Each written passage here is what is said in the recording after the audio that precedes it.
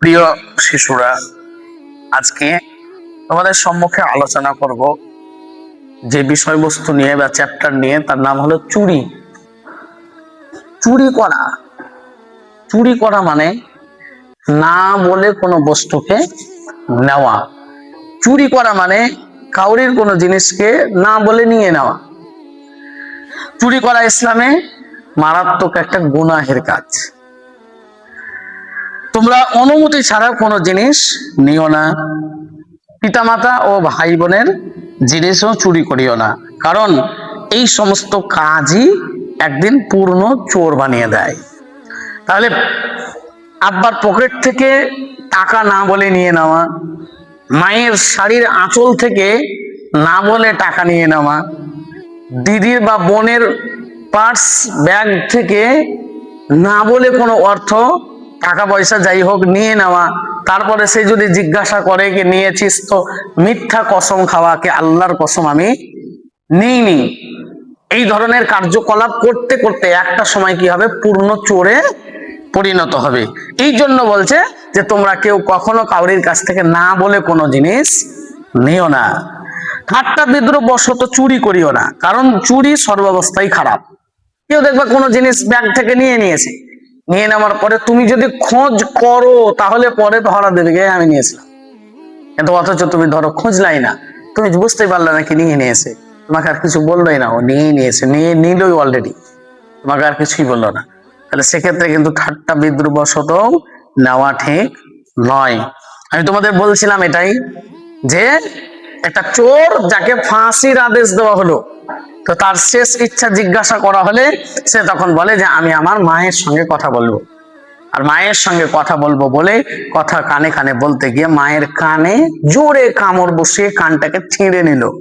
তখন জল্লাদ বলছে, আরো প্রশাসনের যে সমস্ত পুলিশ কর্মীরা ছিল তারা বলল যে আরে তোর মায়ের কানকে এইভাবে কামড়ে কেটে ফেললি কেন? তখন সে বলল, আমি সর্বপ্রথম যখন চুরি করেছিলাম, এই চুরি করার মুহূর্তে আমি প্রথমে এসে আমার মাকে জানিয়েছিলাম, মা আমি এটা চুরি করেছি। মা বললো, বেটা গোপনে রাখো, কাউকে বলিও না, নইলে তোমাকে কিন্তু তারা মারধর করতে পারে।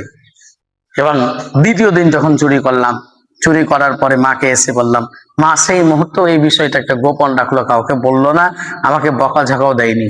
এই চোর বলছে যে আমাকে যদি আমার মা ইচ্ছা পোষণ করত যে এই চুরি করার থেকে আমার ছেলেকে বিরত রাখবো, প্রথম দিনেই আমাকে দুটো থাপ্পড় দিয়ে মা বলতে পারতো কি বেটা চুরি করা মহাপাপ, অতএব চুরি করিও না, তুমি যার যেটা নিয়ে এসছো এটা তুমি ফেরত দিয়েছো, তাহলে আমি দ্বিতীয় দিন চুরি করার দুঃসাহসিকতা পেতাম না।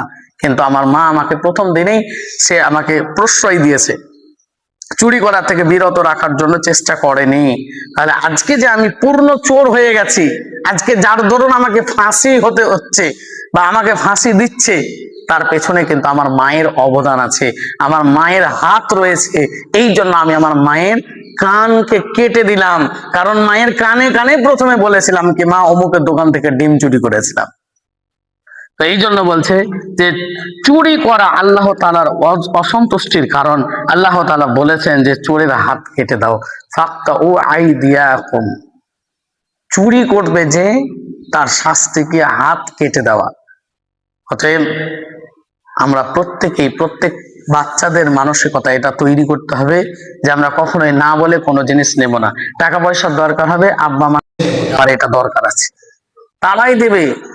তুমি হয়তো চাইছো এই অল্প বয়সে অনেক টাকা, সেটা হয়তো তাদের দেওয়ার সামর্থ্য নেই, কিন্তু সামান্য কিছু যেগুলো দরকার তোমার প্রয়োজন সেগুলো অবশ্যই তারা দেবে।